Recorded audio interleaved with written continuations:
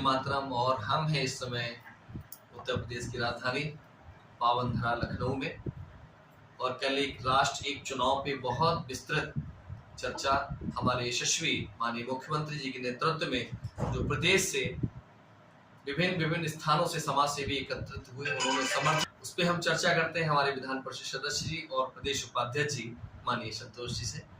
भैया धन्यवाद, आज आपका समय मिला। एक राष्ट्र एक चुनाव, इस पे क्या एक राष्ट्र एक चुनाव का मुद्दा इस समय पूरे जनता में प्रचलित है।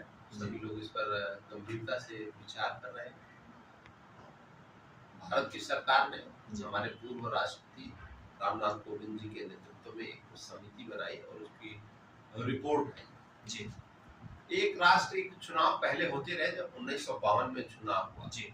अब हो क्या गया कि इस समय देश भर में चुनाव चलते रहते हैं जी। कोई न कोई चुनाव हर 6 महीने बाद। मैं संगठन से जुड़ा हूँ, इसलिए मैं हर 6 महीने बाद, कभी कभी 3 महीने बाद ये चुनाव की परिस्थितियां आती रहती हैं।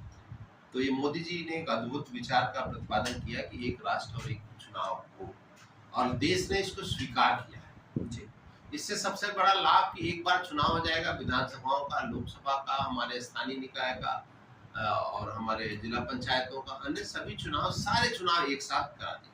मान लीजिए 3 महीने तक चुनाव चलता है जी, और 3 महीने तक चुनाव चलता है तो उसके बाद 5 साल के लिए छुट्टी होगी।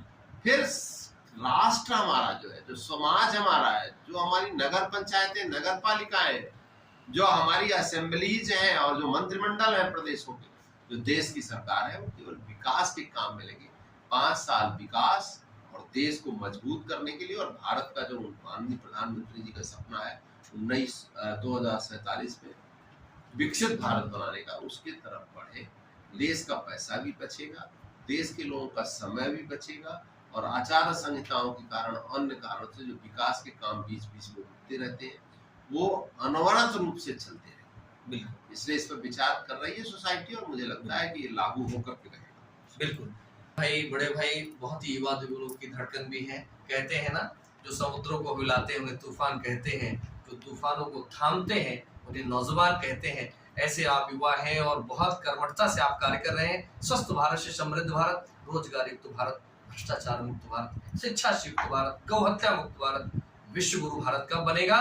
जब हम सब एक कदम माननीय मुख्यमंत्री जी के साथ, जो कल प्रदेश में एक राष्ट्र एक चुनाव का आह्वान हुआ, उसमें साथ देंगे।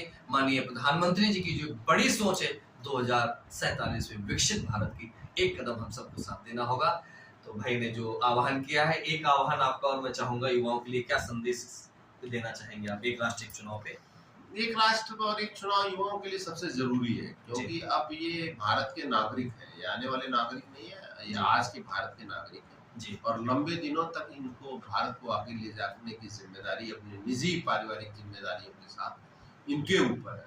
और सबसे बड़ा भारत के हित में भी और व्यक्तिगत हित में भी, कि व्यक्तिगत भी विकास हो और देश का भी विकास हो, विकसित भारत भी बने 2047 में, और हम भी मजबूत हो, समाज का एक एक तबका मजबूत हो। अंत्योदय की जो परिकल्पना है आदरणीय नरेंद्र मोदी जी की, आदरणीय हमारे पूज्य योगी आदित्यनाथ जी को, उसको और बल मिले, भारत का एक एक नागरिक सक्षम हो और हमारा देश दुनिया में अपना और नाम रोशन करे। 1000 साल बाद जो भारत की ध्वजा पूरी दुनिया में तेजी से लहरा रही है, उसकी ऊंचाई और बिल्कुल, संकल्प में विकल्प ना है, ऐसा आपने आह्वान किया युवाओं से। ईश्वर का दिया कभी अल्प नहीं होता, जो टूट जाए वो संकल्प नहीं होता। हार को लक्ष्य से दूर ही रखना, क्योंकि जीत का कोई विकल्प नहीं होता। बने रहिए आप ऐसे ही, हम समाचार के माध्यम से आपको अवगत कराते रहेंगे। धन्यवाद। जय